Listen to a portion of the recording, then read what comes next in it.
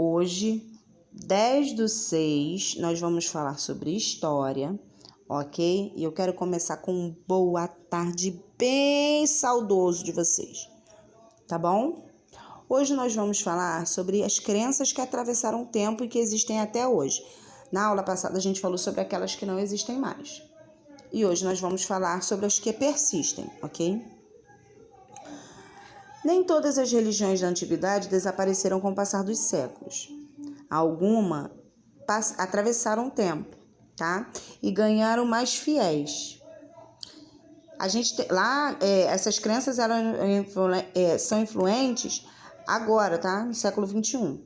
Isso é o caso do hinduísmo e do budismo. O hinduísmo não é exatamente uma religião, mas é um conjunto de crenças politeístas, ou seja, que acreditam em vários deuses, que se desenvolveu há 4.000 anos. Atualmente é a terceira maior religião, ou seja, é a terceira maior tradição religiosa do planeta, com cerca de 1 bilhão de seguidores. Na milenar cultura hindu, a sociedade é dividida em castas, isso é, em grupos sociais determinados pelo nascimento. E nessas castas nós temos os sacerdotes, os guerreiros, os trabalhadores e os servos. Sacerdote era a casta mais respeitada e os servos a casta considerada impura, tá? Nenhum outro animal é mais adorado no hinduísmo do que a vaca. Esse animal é considerado sagrado há muito tempo, provavelmente porque a vaca oferece quase tudo que é necessário para a nossa vida: leite, couro, transporte, etc. Por essa razão, as vacas não podem ser mortas pelos fiéis dessa tradição, ok? Uma das ideias mais destacadas pelo hinduísmo é que o chamamos de karma. De acordo com essa religião, depois que uma pessoa morre, ela renasce em outra criatura.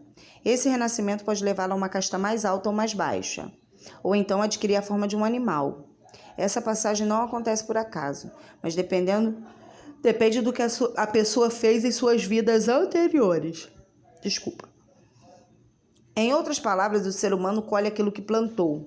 Tudo que alguém experimenta na vida, como saúde ou doença, alegria ou tristeza, é resultado do que acontece em outros renascimentos. Ou seja, isso é o karma, tá? Já o budismo, ele nasceu dentro do hinduísmo, tá? As duas tradições, ela tem muitas ideias em comum, ou seja, muitas ideias semelhantes, como crença no renascimento e no karma. Ou seja, eles acreditam no renascimento e no karma também. O fundador dessa tradição foi Siddhartha Gautama. Ele nasceu em 560 a.C. e morreu em 480 a.C. Ok? Ele era um príncipe que viveu no norte da Índia, Siddhartha Gautama.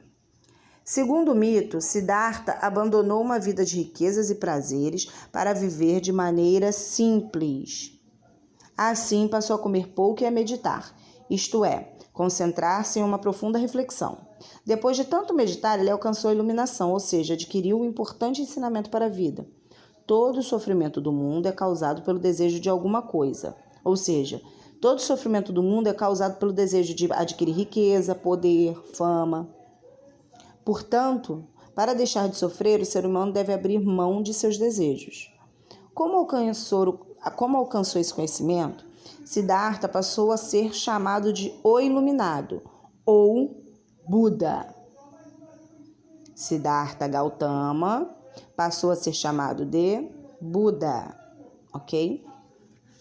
Sentindo compaixão pelos seres humanos e pelos demais seres vivos, Buda decidiu espalhar o que aprendeu, tornando-se um guia para o caminho da iluminação. Da Índia, o budismo alcançou muitos outros lugares ao longo dos séculos, especialmente na Ásia, China, Japão, Coreia. São alguns, dos países com grande quantidade de budistas hoje em dia. A estátua de Buda.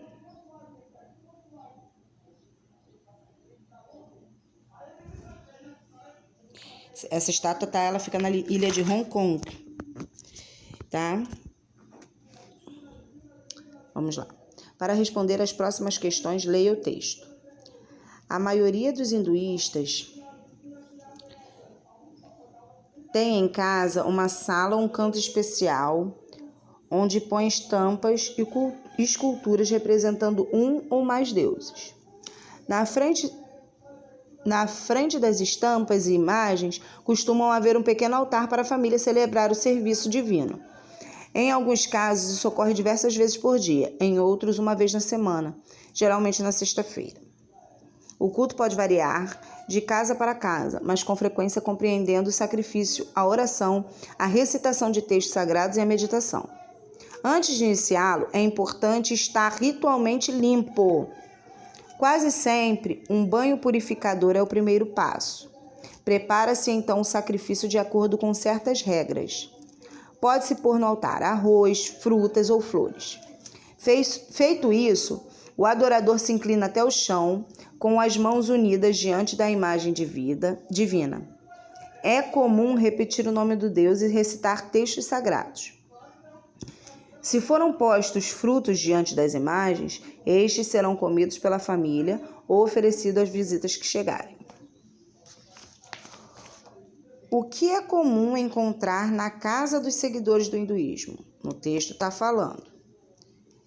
Isso aqui é uma análise textual, ok? Com que frequência os hinduístas realizam cultos em sua casa? Tudo é só ler esse pequeno texto que vocês vão achar a resposta. Antes de iniciar um culto que os hinduístas costumam fazer,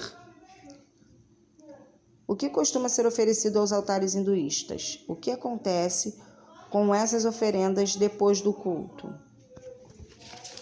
É só análise e interpretação. Página 24.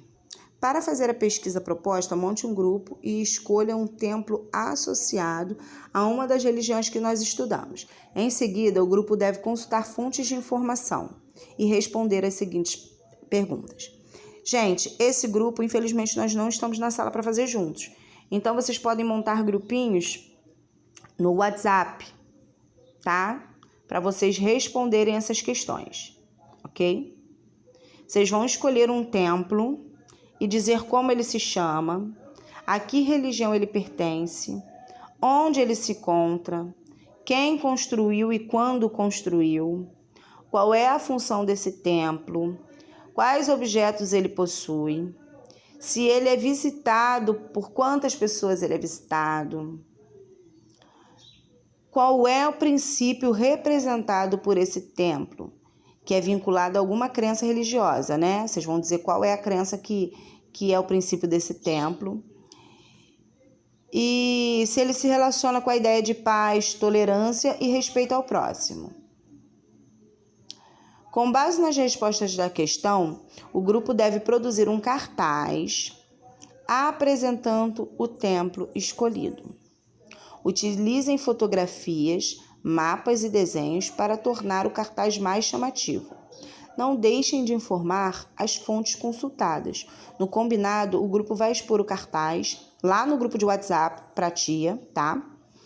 Sobre o templo pesquisado ao restante da turma. Tia, como é que todo mundo vai desenhar junto se a gente não vai estar juntos pessoalmente? Um faz a pesquisa, vocês se reúnam no grupo e falam, não, acho que está faltando alguma coisa ali para a pessoa que vai desenhar, ok? Vocês se organizem dessa forma. Não é para ter contato pessoal. Vai ser feito pelo grupo de WhatsApp, ok?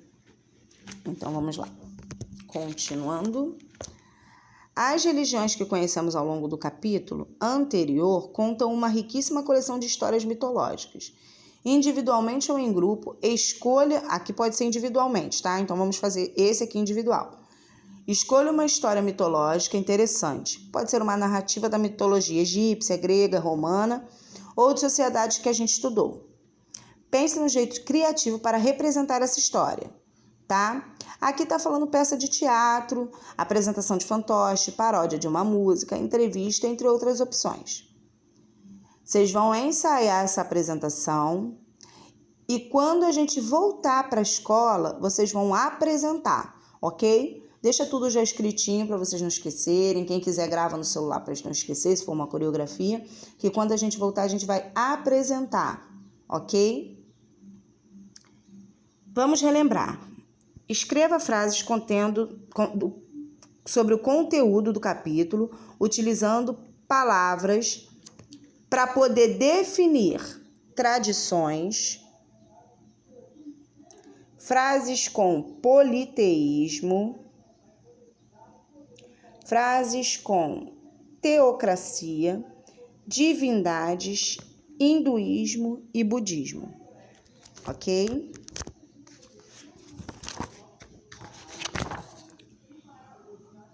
Agora o dever da folhinha. Quais religiões atravessaram o tempo e se transformaram em crenças influentes agora no século XXI?